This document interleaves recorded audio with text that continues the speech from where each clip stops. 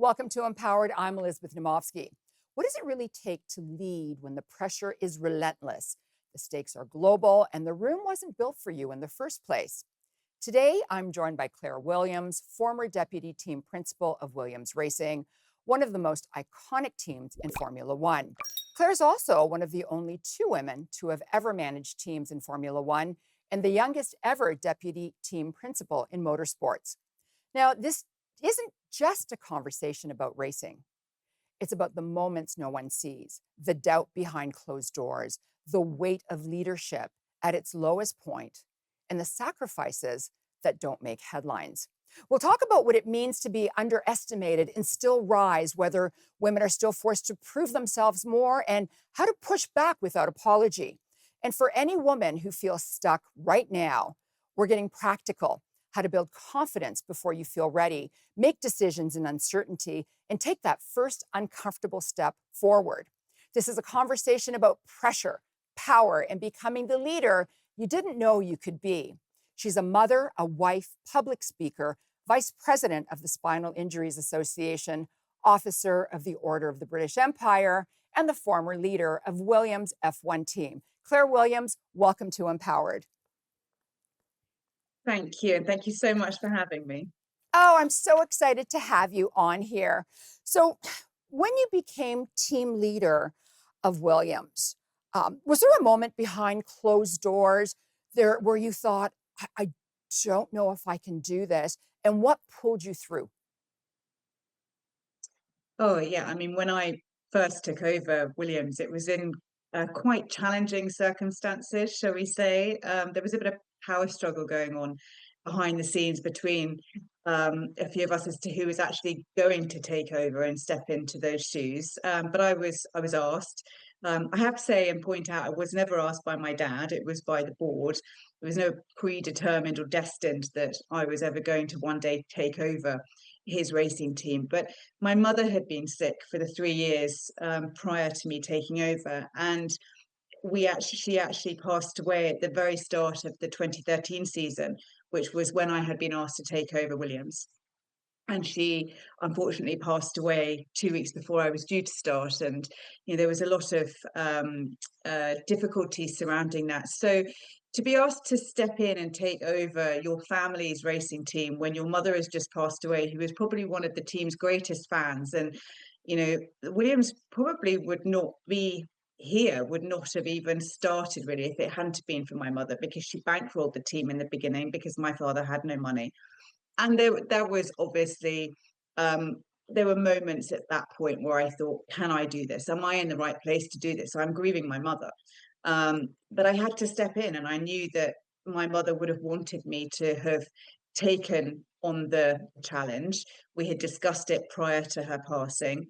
And, she said, you must make time for play. I remember her distinctly saying that to me: don't get all caught up in Formula One. Unfortunately, that's not what exactly happened. That was probably the first of many moments when I thought, can I do this? Running a Formula One team is incredibly challenging, is an incredibly pressured environment, incredibly complex. I was, as you said in your introduction, I was very young. I was 36 when I took over, and I was one of only two women that were running a Formula One team in a very challenging environment in the sport at the time. So, Formula One is such a high stakes industry. What did pressure feel like at your lowest point, and how did you carry it without letting it define who you were? Um, I have an interesting relationship, I think, with pressure. Formula One, every day you are facing pressured circumstances, whether that be decisions under pressure on the pit wall or back at headquarters. You are faced with it each and every minute, pretty much of every day in Formula One. It doesn't really go away. There's not a lot of respite, and contradictory to what most people think. Even in the winter, it actually ramps up the work that you need to do, and therefore the pressure that is placed upon you. But I never really felt that pressure, maybe because you've become almost anesthetized to it. You're so used to it. You just have to get on with it. My dad taught me one of the greatest lessons: that's you've just got to roll your sleeves up, put in the hard work and almost forget about that pressure. Pressure can be a very debilitating emotion. And if you let it control you, let it control your emotions, you're in real trouble. Don't go away. We'll be right back with more.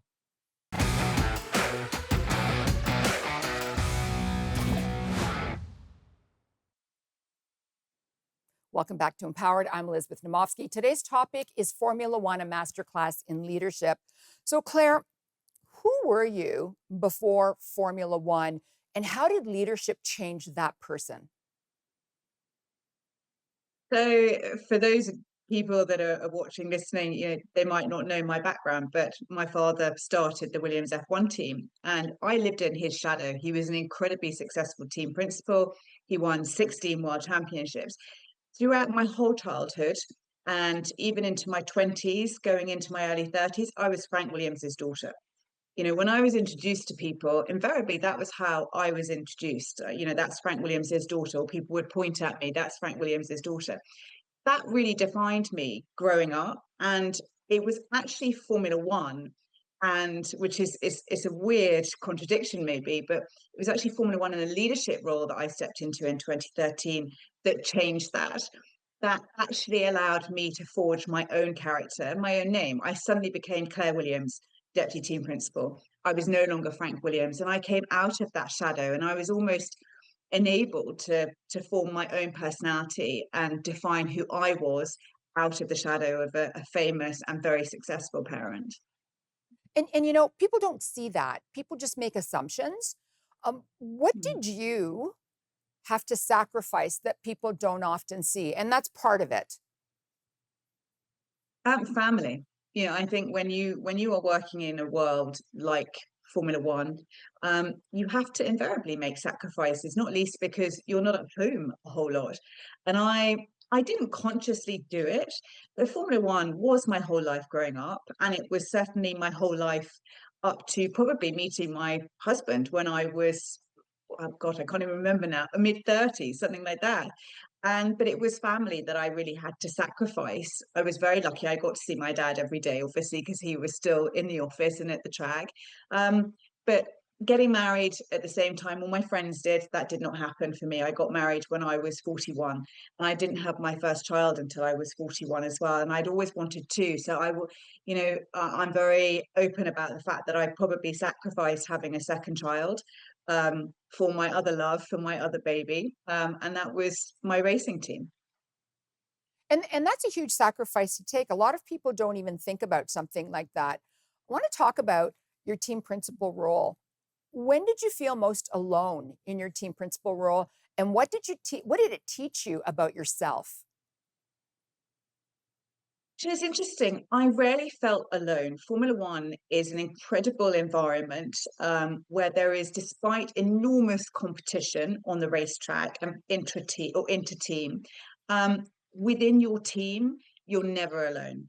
There is the most extraordinary camaraderie. You are living with these people day in, day out, traveling with them, racing with them, and they become your world. And in the good times, we're all there, we're celebrating. But the moments when you'd expect, I think, perhaps to feel alone, the times when you're not winning, you're not going to the podium, when you've really got to dig deep, in order to drive performance. Those were the moments where I never really felt alone, because firstly, I had great people around me, but I had my whole team around me. And they always used to say, "We've got your back." And we always had each other's backs. And that was really important. And I think we had quite a unique culture at Williams that bred that kind of camaraderie where we all looked out for each other. But I suppose that's not to say everything was always like that. There were moments when, despite my team being there for me, they couldn't be there, when I had to come to sell the team. When in 2020, that was probably one of the hardest decisions I've ever had to make. And despite them being there, that was a very lonely place to be. No one could feel the pain, I suppose, that I was feeling having to sell my father's and my family's beloved racing team. Do you feel that when you had to sell the team, you were almost selling a part of your identity as well? Yes, and I was very aware of that, and I was very conscious that subsequent to the sale there would be consequences for me personally. I knew that that was going to be coming. I was almost looking forward to it. I was looking forward to a world outside what is a very bubbled world living in Formula One. And I didn't just have a career in it, I grew up in it. My whole life had been defined by it. I knew stepping out of that world was going to be a challenge, and it was probably more of a challenge. And a lot of sports people or people that work in sport will feel those emotions very keenly because sport is a intricate part of your world, and when it's no longer there, it does leave an enormous hole that you have to find a way to fill. Don't go away. We'll be right back with more Claire Williams.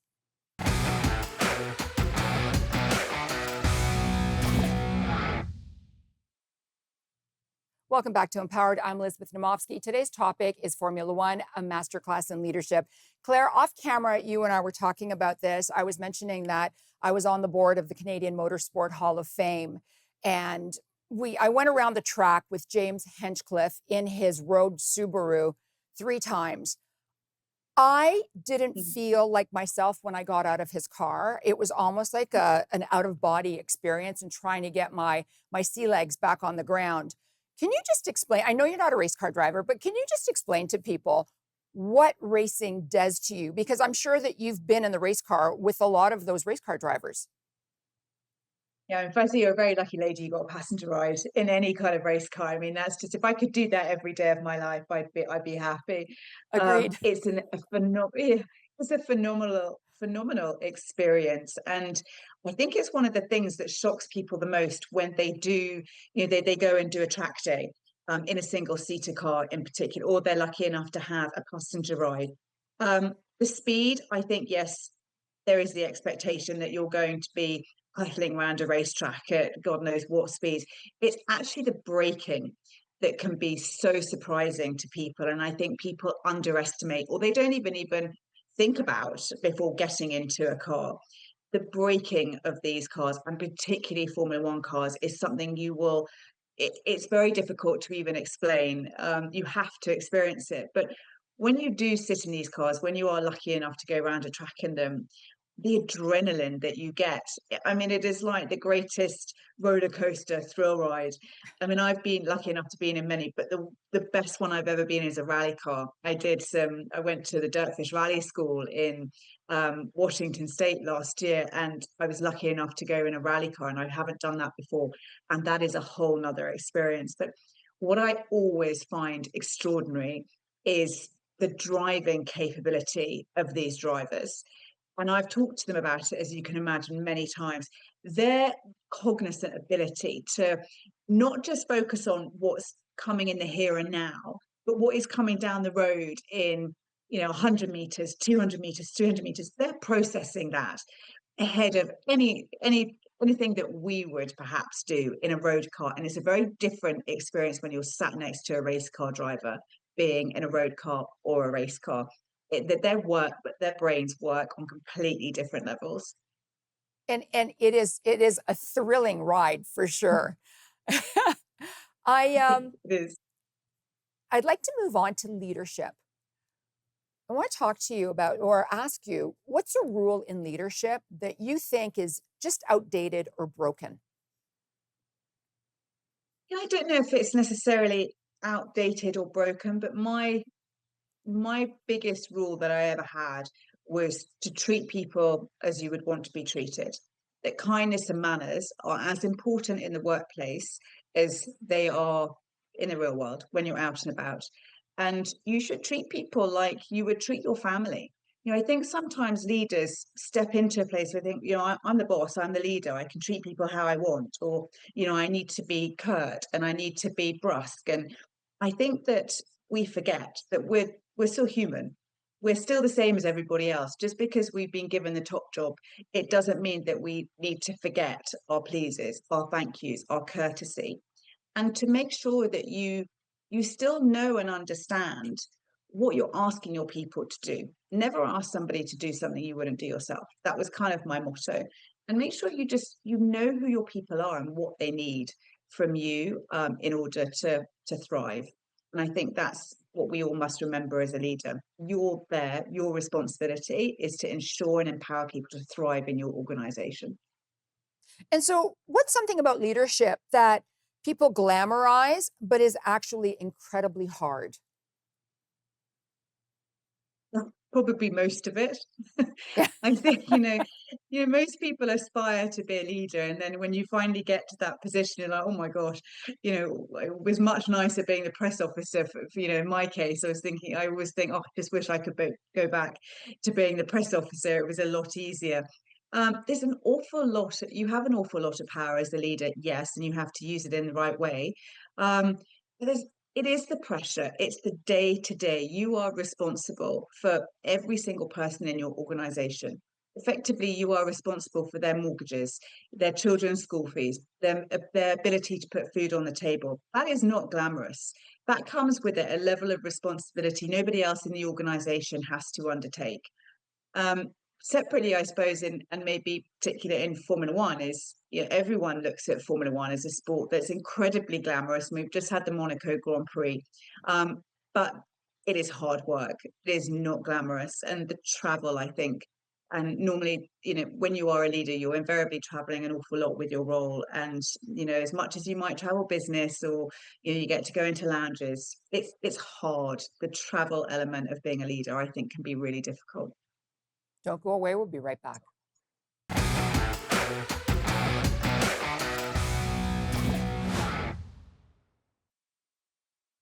Welcome back to Empowered. I'm Elizabeth Naumovski. Today's topic is Formula One, a masterclass in leadership. And I'm joined by Claire Williams, former leader of Williams' Formula One team. Okay, Claire, if a woman feels stuck right in her career right now, what's the first uncomfortable step that she should take this week? I think talking to your boss is the first thing that you need to do. Um, Whatever challenges you're facing, that's what your boss is there for. And you should be met with a level of courtesy and respect for your concerns, and respect for the courage that it does take to have that kind of conversation with your boss. I think if you are met with a brick wall, and an unresponsive situation, I think you have to seriously question whether that is the right environment for you. We all deserve to be in jobs that we enjoy. I was incredibly lucky in my job. I know and understand how lucky I was to work in the world that I did. But I do know during that time, during the course of progression to get to where I got to, I had uncomfortable conversations with my boss. I had many a conversation where I'm not happy, I don't feel challenged enough. And it does take courage to have those conversations, but you have to step up and be brave and have them, because this is your life, it's your career, and therefore it's your responsibility to take ownership and charge of that, and to make sure you forge the path that you want. Don't be the passenger on your career journey. Take ownership of it. Have those difficult conversations. And if you don't get the answers that you want, then perhaps it's time to be brave and look somewhere else. So, back to women again. How could women build confidence when they don't yet have the experience to back it up? And I get this question all the time from new graduates from universities. I think I've always been of the opinion that educating yourself, continually educating yourself, is one of the best ways to improve yourself. And yes, you've got to be there in the job, and you've got to get that experience, but there's so many things that you can do around the actual work that you're employed to do in order to boost your confidence. There were so many times in my career, even in my leadership career, where I had to step into a room and I was the youngest, I was the least experienced. I just had to get on with it. That sometimes there is no magic theory for how this works. It's you've just got to go through the motions. A number of times I would be in a team principal meetings with the likes of Bernie Ecclestone and the great and the good TPs of this sport, Ron Dennis, Fabio Briatore, feeling so intimidated, not feeling like I belonged, not feeling like I knew enough the subject matter that we were discussing that day. You've got to sit there, you've got to hold your head up high, and you've got to believe in yourself. If you don't have that self-confidence, then that is going to project into the room. And you've got to do whatever you've got to do in order to walk in there with that level of confidence. You've got to be prepared. And then you've got to own your space. I think that is so important.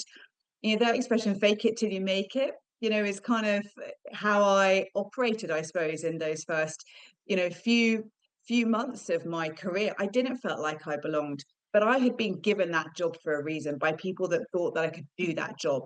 And you've got to reflect on those elements, I suppose, if you're not feeling confident. Somebody gave you that job because they believed in you. So that should give you some self-confidence, and then step in, lean in, and take the space because you belong there just as much as anyone else does. That's important to understand and to know. And thank you for sharing that. Um, Also, what's one daily habit that helped you stay mentally strong under pressure? Because we all have little quirky things that we do. Well, I had a few. Sleep was really important to me, and I think we can underestimate the power of it. If you don't get enough sleep, you aren't going to be able to function, whether that be mentally or physically, the next day. And I was very lucky, despite a lot of the trauma and turmoil that I went through in Formula One. As soon as my head hit the pillow, I would be out. And I always knew how powerful that was for me. But I think rest is really important as well. Stepping away, taking some downtime, watching some Netflix, whatever you love to watch or whatever you love to do. Take time, carve time out to do that. And then running for me was one absolute priority in my toolkit that kept me sane throughout my time running Williams. I needed to run away from my problems, to run away from the noise that was in my head, to run away sometimes from the demands from my team. That was the most powerful for me, probably. Those two, sleep and running. And I think you've got to find out what works for you and then make sure you prioritize them in your career. Claire Williams, thank you so much for your time. Thank you for having me. I'm Elizabeth Naumovski. Thank you so much for watching. Bye for now.